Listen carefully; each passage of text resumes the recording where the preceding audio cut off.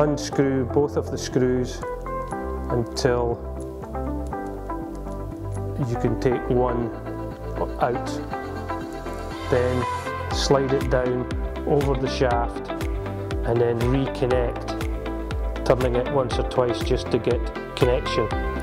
Then lift the connector up so that it's going to show about ½ an inch of grip below the connector, between the connector and the shaft. Then tighten equally,